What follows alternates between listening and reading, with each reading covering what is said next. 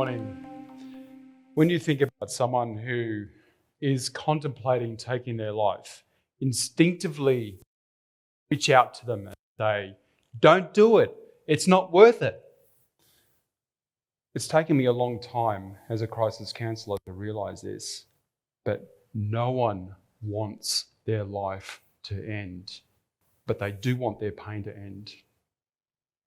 And if we have a lack of meaning and purpose in our life, we're perpetually unhappy, and all we're doing is committing suicide in slow motion. But there is a way that we can tap into our sense of purpose so that we can find that meaning and purpose, and anyone can do it. So over the years, I've taken a lot of suicide calls, and every call presents differently. There's a different kaleidoscope of experiences and interaction with the world around them. But there is one consistent theme in every single call, and that is evidence of deteriorating meaningfulness in this person's life. Now, we might think, in order for me to find meaning in life, I've got to be climbing mountains, starting successful businesses, and pursuing high-octane events in my life, but nothing can be further from the truth. Over the years, again, I've taken a lot of calls, a lot of people who are experiencing their end-of-life event, from suicides to terminal illness. And it's not a great position to be in, I could tell you.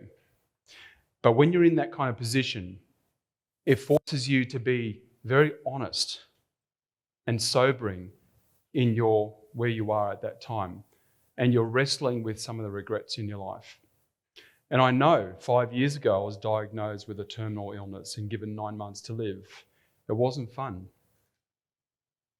And not minimizing that experience, but there's nothing like a moment like that to sandblast all the rubbish out of your life. And then you realize what's truly important in your life. Now, we all know that we all struggle. All of us, we struggle in it, and we have problems in our life. And these problems can take the wind out of our sails. And in that stagnation, predator feelings can be introduced, such as the lack of self-confidence and mild depression. And if that lingers on, we can be exposed to more serious mental health problems, such as depression and anxiety and more. And when we suffer some level of lack of purpose and meaning in our life, we might be tempted to go for the quick fixes, the counterfeit happiness, I would call it. Counterfeit happiness might in an extreme case, might be found at the tip of a needle, or more commonly at the bottom of a wine bottle. It could be a fast relationship, a faster addiction, or very common, this insatiable appetite for me to seek the approval of my peers. It could be social media. You just name your poison. The point is, it's counterfeit happiness. And what does counterfeit happiness buy you?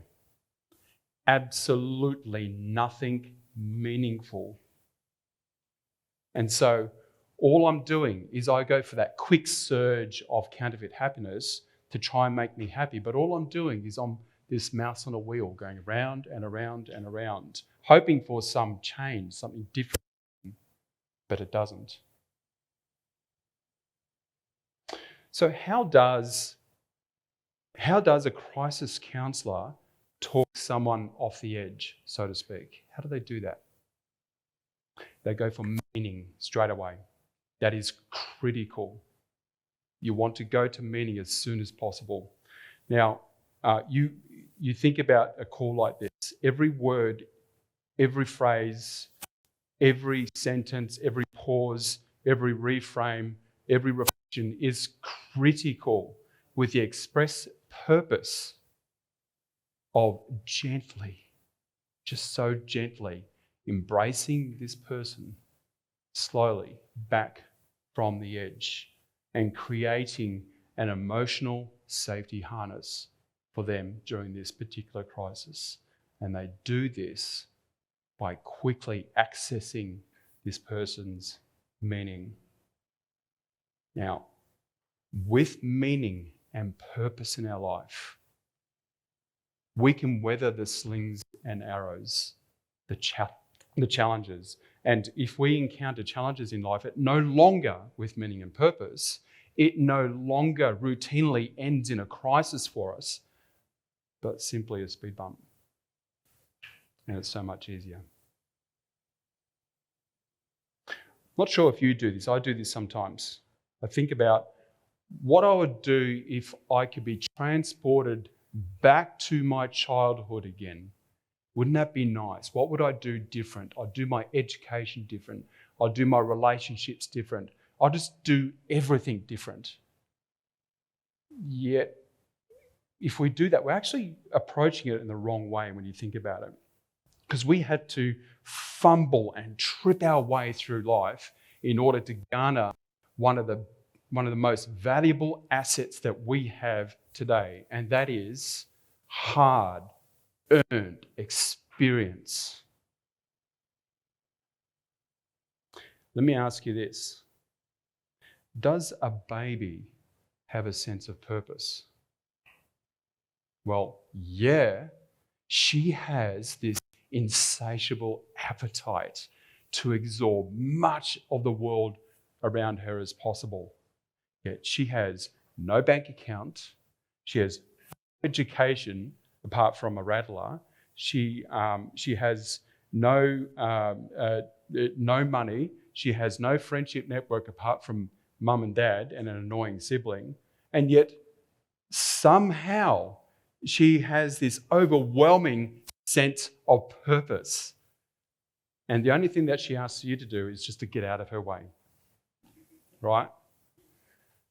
There's this idea in Christianity, it's called born again, and we're all familiar with it. And it means that your past is forgiven in full and your present and future is in God. And there's a powerful idea we can draw out of that. See, we have a bank account. We have a career and education. We have a friendship network. We have all those things. But most importantly, we have that hard-earned experience. And like a baby, we can be possessed by that overwhelming sense of purpose and meaning in our life.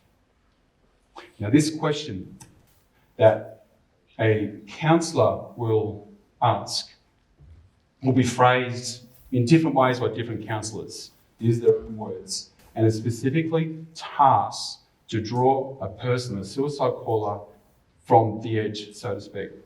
And it's designed to extract meaning. Now, my thought is around this is, okay, so if we can use this to bring someone back from their thoughts of suicide, why can't we use this to find our own meaning and our own purpose in life? Why can't we do that? And we can, and I call it memory mining. So you ask this question.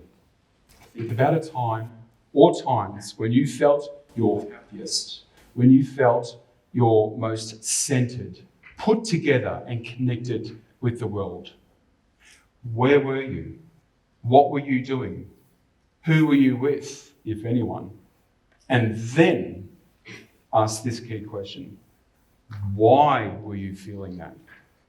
Now, I'm going to sort of unpack this a little bit more to draw some more meaning out of this. So if I use myself as an example, the way I would answer this question is one of my great memories was 1976 Christmas. I'm with family and friends, the people who were most intimate in my life. There was food, there was music, there was gifts, there was laughter. It was a glorious day. And you think about your memory. What would that memory be? And you think about this. You have millions, literally millions of memories locked away in there. And there's at least one standing out. Why is that standing out? That memory that you pick, if I'm struggling with purpose and meaning in my life, that memory that I pick will be the anchor point for my purpose and meaning in the future. So what I'm not doing, I'll tell you this, what I'm not doing is I'm not reminiscing on the past. I'm not watching an old movie. I'm not trying to relive the past. I can't relive my 76 Christmas with turtleneck flared trouser Christmas. I can't do that. Can't resurrect my deceased parents. I can't do that. But I can do this. There's two things. First, I've got to ask myself, why is that moment so happy for me? Why was I feeling so connected? Well, I was with the people that I loved the most. And I was with them at a time where it was a rites of passage event. It's birthdays, Christmases, Easters, and so on. That's one. Second thing I've got to do is I've got to ask why. Why is it, sorry, not why, but how is it that I can emulate that experience into my life today? So that was a powerful memory. So powerful that it was my happiest memory in the past. How do I duplicate that today in today's context? So if I memory mine, what am I likely to find?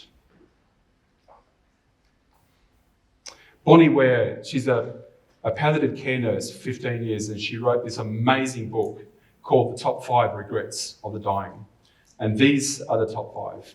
The courage to live life. Not work so hard.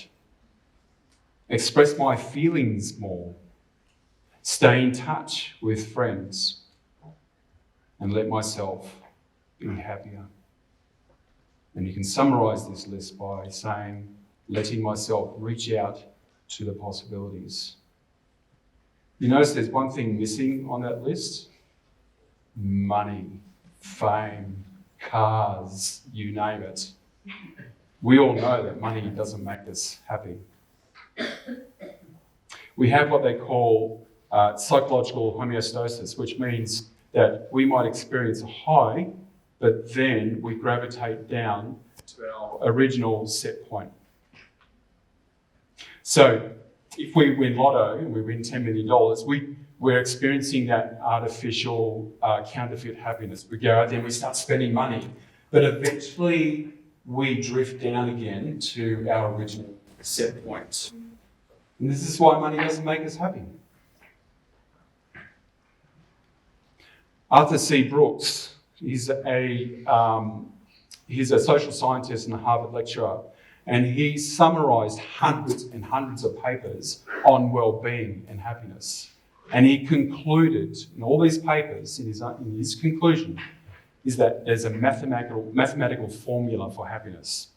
It's faith plus family plus friends plus work equals happiness. It's simple, isn't it? It's such a simple idea. You might have heard of the Grant study. And there was a couple of allied studies connected to the Grant study. It started in 1934-ish, and it followed 724 people for their entire life, regularly surveying them. And the purpose of this survey was to assess what created well-being, what made people happy.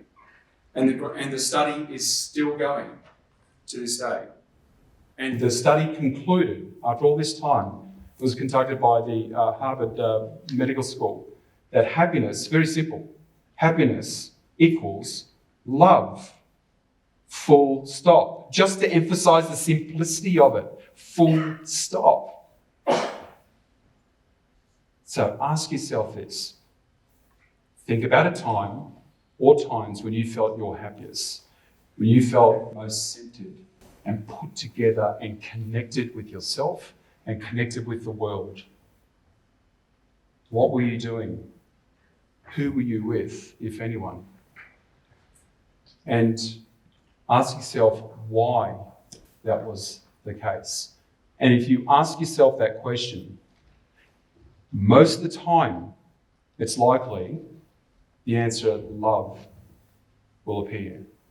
You loving someone else loving you, or you loving the connection that you have to yourself around the event that you're involved in, or all three. So being a human being, as we all know, is a messy business. And if we let it, then we can experience perpetual unhappiness in our life. And therefore, we're just simply committing suicide in slow motion. And if bad memories in our life can darken our doors, if we let that happen, then we can just as easily, if not easier, let the happiest memories in our life change and frame the way we think and live our life. And so with memory mining, taking out the happiest memories in your life and asking yourself why, can create a valuable template for you for your sustainable happiness.